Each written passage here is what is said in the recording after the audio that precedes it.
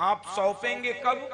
जब आपको ये लग जाएगा कि हमारा बेटा योग्य है, अथवा तो हमारी विरासत को संभाल लेगा, अथवा तो इसको और बढ़ा देगा। तो इसके लिए प्रयत्न करना पड़ेगा, हमारी संतति कैसी तैयार हो, ताकि हम बुढ़ापे में चैन से भजन कर सकें और बच्चे और बहू पर भरोसा कर सकें, उसको सौंप सकें। तो ये बहू बेटों की भी जिम्मेदारी है और ये माता पिता की भी जिम्मेदारी है। पूज्य डोंगरे जी महाराज बड़ी अच्छी कथा सुनाते थे, आपको सुनाऊं। पूज्य डोंगरे जी महाराज इसी प्रसंग पर, ऐसे ही किसी प्रसंग पर एक कथा सुनाए थे। मैं अपनी कथाओं में सुनाता हूं, आपको भी सुनाऊं। आदमी उतारना तो बोझा चाहता नहीं है, सुनने में ही अच्छा लगता है, करने में बहुत कठिन होता है। अच्छा, मैं सुनता हूं, आप भी सुनते होंगे कि आदमी बुढ़ापा भजन के लिए सुरक्षित रखता है। बुढ़ापे में भजन करेंगे ऐसा मानकर बुढ़ापा बचा के रखता है। और मैंने देखा है, अनुभव किया है, बुढ़ापे में और ज्यादा माया घेरती है। जवानी में थोड़ा कम भी घेरे, व्यक्ति जैसे जैसे बूढ़ा होता जाता उसको माया और घेरती है।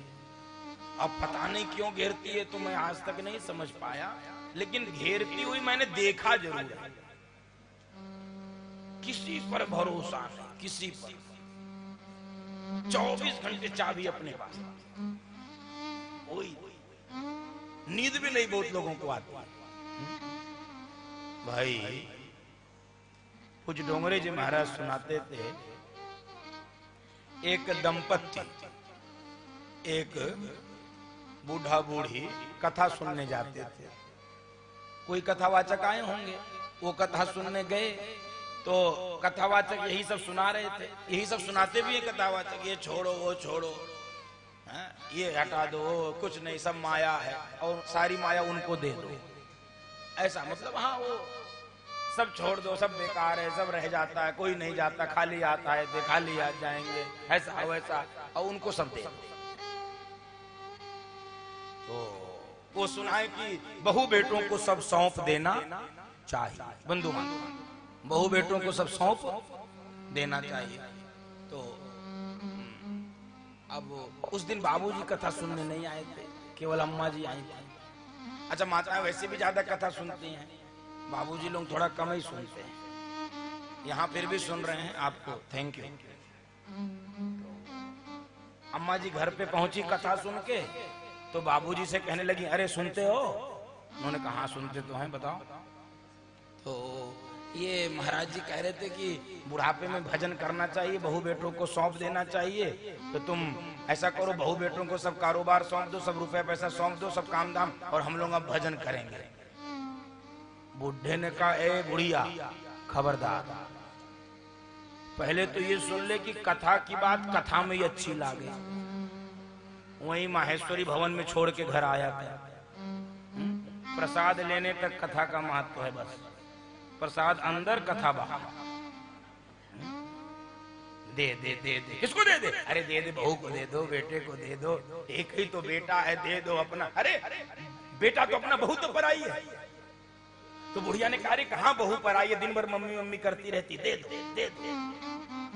अब ये बुढ़िया बुड्ढे के पीछे पड़ गई, दे दे दे दे। अच्छा, बुड्ढा बेचारे कितनी देर तक, फिर तो सरेंडर। अब एकदम फिर तुम जानो तो हाँ ठीक है, दे दो यार, भजन किया जाए, दे दो, अपना बहू अपना बेटा सब कारोबार सब। बुलाया वकील को, बुलाया मुंशी को, लिख गई वसीयत सब, और उठा के दे दिया किसको? बहू और। अब ये दोनों सोचे बढ़िया भजन करेंगे, बहू बेटों को सौंप दिए। और भैया 2-4 दिन तो सब ठीक चला, और जैसे ही 5वां दिन आया, इन दोनों बुड्ढों के लिए पानी वाली ठंडी चाय, कटोरी में दाल, खोजना पड़े, पानी पानी, रात की सूखी रोटी, नाश्ते में। अच्छा खाने पीने का तो हाल छोड़ो, दिन भर झगड़ा अलग, टे टे टे टे टे टे। दिन भर झगड़ा ये बहू बेटे करें इन बुड्ढों से, खाने पीने बंद। तो एक दिन बुड्ढे ने बुढ़िया से कहा और सुनिया कथा, जा और सुन। मना कर रहा था इन बाबाओं के चक्कर में मत पड़, ये फालतू फंसा देते हैं। अब बताओ क्या करें। अब बुढ़िया ने कहा हमको क्या पता ऐसा हो जाएगा, हम तो अच्छे के लिए सोचे भजन करेंगे, बहू बेटे तो इतने अच्छे थे, ऐसा वैसा ये वो। अब ये फिर एक कथावाचक आए कथा सुनाने, तो चले आए सब। मान लो शांतनु महाराज आए, मानने में क्या क्या मानने में क्या जाता है। अच्छा देखो आप लोग वो पढ़े होंगे छोटी कक्षाओं में गणित पढ़े, मैथ। तो मैथ में पढ़ाया जाता था ये बराबर मानो, कहते थे मान लो x y z, पढ़ते थे। तो गणित वाले मान लेते हैं, पता नहीं क्या क्या मान लेते। एक गणित एक व्यक्ति गया होटल में भोजन करने, तो उसने कहा कि रोटी ले आओ, रोटी ला दी। कहे साहब सब्जी दाल कुछ सांभर कुछ रसम कुछ नहीं, कहे कुछ नहीं, रोटी ले आओ, 2-4 खाली कटोरी ले आओ। तो रोटी ले लिया, खाली कटोरी ले लिया, कर लिया भोजन। जाने लगा तो उसने कहा कि ये तुम खाली कटोरी क्यों मांगे। कहे मैं पहले गणित का अध्यापक था, रिटायर हो गया हूं, मान लिया एक में दाल, एक में सब्जी, एक में सांभर, रोटी खा के पेट भर गया। तो मान लो शांतनु महाराज आए, ये बुढ़ा बुढ़िया पहुंचे वहां, कहने लगे बाबा जी एक कथावाचक आए, उन्होंने कहा सब बहू बेटों को सौंप दो, भजन करो, और हमने बहू बेटों को दे दिया। अब न खाने को न पीने को, चलो खाना पीना कोई बात नहीं, ये झंझट और दिन भर टे टे टे टे टे टे टे टे, प्राण भी अपने वश में है नहीं, जाते नहीं है, क्या करें क्या करें। एकदम रोने लगे बहू बेटे।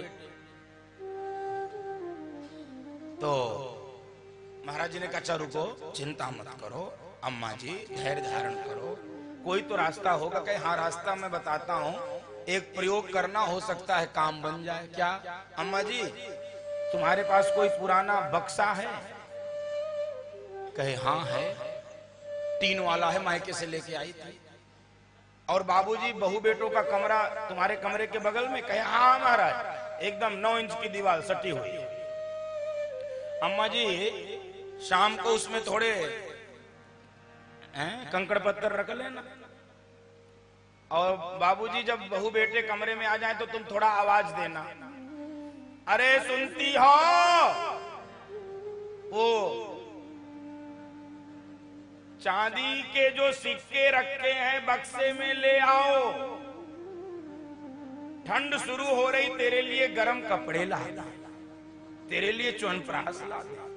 और अम्मा जी तुम 2-4 बार बक्सा खटर पटर कर देना, हो सकता है ये दवाई काम कर जाए। अम्मा जी दोनों इतने खुश हो गए कि आज लगता दवाई काम। एकदम जल्दी से बक्सा खाली किया अम्मा जी ने, कंकड़ पत्थर भरे, प्रतीक्षा हो रही, जल्दी शाम हो गई, बहू बेटे अपने कमरे में, बाबूजी एकदम तैयार। अरे सुनती हो, वो जो बक्से में चांदी के रुपए रखे ले आओ, ठंड शुरू हो रही, तेरे लिए गर्म कपड़े ला दे, च्यवनप्राश ला दे। अम्मा जी बक्सा उठाई, महाराज जी ने कहा था 2-4 बार खटर पटर कर देना, बस। अब इतनी खुश कि खटर पटर करने को कहे, बक्से ही लेके गिर पड़ी धड़ाम। अब बक्सा में आवाज आया कंकड़ पत्थर। अब बेटा सो रहा था, बहू जगी थी, उसके कान में आवाज गई कि अम्मा जी के बक्से में चांदी के रुपए। ये गई अपने पति के पास, ये सो रहा था, उठो, गहरी नींद में था, 2 मुक्का मारा, खाता सोता, अरे बोलो हुआ क्या। अरे हुआ ये कि अम्मा जी के बक्से में चांदी के रुपए, और भैया महाराज जी का मंत्र काम कर गया। जब दोनों को पता चला बक्से में चांदी के रुपए हैं, सुबह छोटा पोता आता, लड़के का लड़का, बाबा बाबा, मम्मी ने कहा है कि बाबा दादी से कह दो ठंडे पानी से ना नहाए, गर्म पानी भेज रही हूं। छोटी पोती, लड़के की लड़की, अम्मा, दादी, मम्मी ने पूछा है नाश्ते में इडली बड़ा कि डोसा है? और एकदम दूध में पत्ती डाल के दूध की चाय, रात में मेवा डाल के हल्दी वाला दूध। अब ये बुढ़े जो जल्दी मरने वाले थे, माल खाए और जी गए। अब या को माल खावे को मिले, वही 2-4 साल सरकाए ले। बंधो माताओं, बड़ा बढ़िया चलने लगा इन बुढ़े बुढ़ियों का मामला। संयोग से, दैव योग से बाबूजी का निधन हुआ, अम्मा जी का निधन हुआ। बेटा रोने लगा, मैं अनाथ हो गया, मेरे बाबूजी चले गए, अम्मा जी। बहू ने कहा सुनो, नाटक बाद में करना, ये रोना धोना लगा है। चुप जल्दी से बक्सा खोलो, पहले रुपए निकालो, नहीं तो रिश्तेदार आ जाएंगे, बांटना अलग पड़ेगा। जल्दी बक्सा खोलो। और बक्सा खोला गया, क्या मिला? चांदी। बंधो माता, मेरी व्यासपीठ तब प्रार्थना करती है, यदि स्वार्थ के वशीभूत होकर, लालच के वशीभूत होकर माता पिता की सेवा करोगे तो कंकड़ और पत्थर मिलेंगे, और जीवित देवी देवता मानकर माता पिता की सेवा करोगे बहुमूल्य मणियां मिलेंगी, आपको उपहार मिलेंगे, आपको बंधु माताओं आशीर्वाद मिलेगा। तो मेरा निवेदन है, बहू बेटे और माता पिता दोनों की ये जिम्मेदारी है। इसलिए मैं तो कहता हूं, मत तीर्थ में जाओ, मत पूजा पाठ करो, मत दान करो, मत प्रवचन सुनो, सब चलेगा। लेकिन यदि माता पिता बूढ़े घर में आपके कारण आंसू बहा रहे, आपकी सारी पूजा, सारा पाठ, सारा दान, सारा धन दौलत बेकार है, मिट्टी के बराबर। इसीलिए तो किसी साधक ने गाया है, कोई ढूंढ रहा प्रभु को वन में, कोई ढूंढ रहा प्रभु को वन में, कोई घर में बैठा भजन करे, कोई घर में बैठा भजन करे, कोई योग करे, कोई ध्यान धरे, कोई योग करे, कोई ध्यान धरे, कोई गंगा यमुना स्नान करे, कोई गंगा यमुना स्नान करे, जिन मातु पिता की सेवा की, जिन मातु पिता की सेवा की, तीन तीरथ धाम कियो न कियो, तीन तीरथ धाम कियो न कियो, जिन मातु पिता की सेवा की। उनको किसी तीर्थ में जाने की आवश्यकता नहीं। पुराणों की कथा प्रसिद्ध है, गणेश जी कहीं नहीं गए थे, पूरी दुनिया जानती है। इसलिए प्रथम पूज्य हो गए जो माता पिता को, आहा